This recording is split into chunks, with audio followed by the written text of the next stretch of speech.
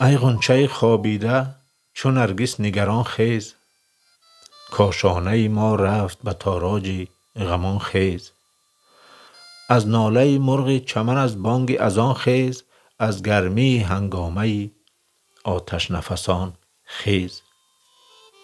از خواب گران خواب گران خواب گران خیز، از خواب گران خیز. خورشید که پیرایه به سیمای سحر بست، آویزه به گوش سحر از خون جگر بست. از دشت و جبل قافله ها رخت سفر بست، ای چشم جهان بین به تماشای جهان خیز.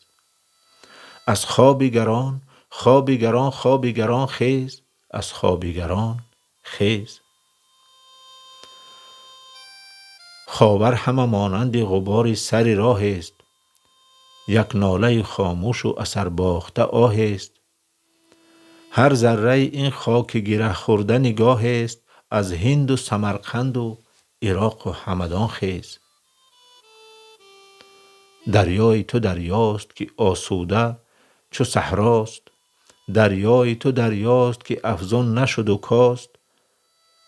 بیگانه آشوب و نهنگ است چه دریاست، از سینه چاکش صفتی موج روان خیز.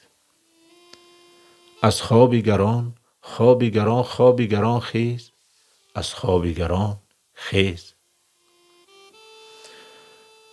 این نکته گشاینده اسرار نهان است، ملک است تن خاکی و دین روح روان است.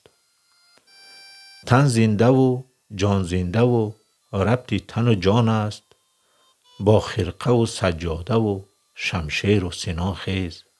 از خواب گران خواب گران خواب گران خیز، از خواب گران خیز.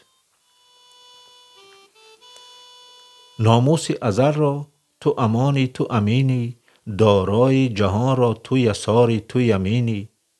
ای بنده خاکی تو زمانی تو زمینی، صهبای یقین درکش و از دیر گمان خیز. از خواب گران خواب گران خواب گران خیز، از خواب گران خیز. فریاد ز افرنگ و دلاویزی افرنگ، فریاد ز شیرینی و پرویزی افرنگ.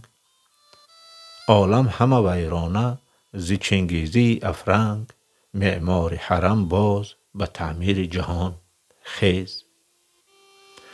از خواب گران خواب گران خواب گران خیز، از خواب گران خیز. شعر از محمد اقبال لاهوری.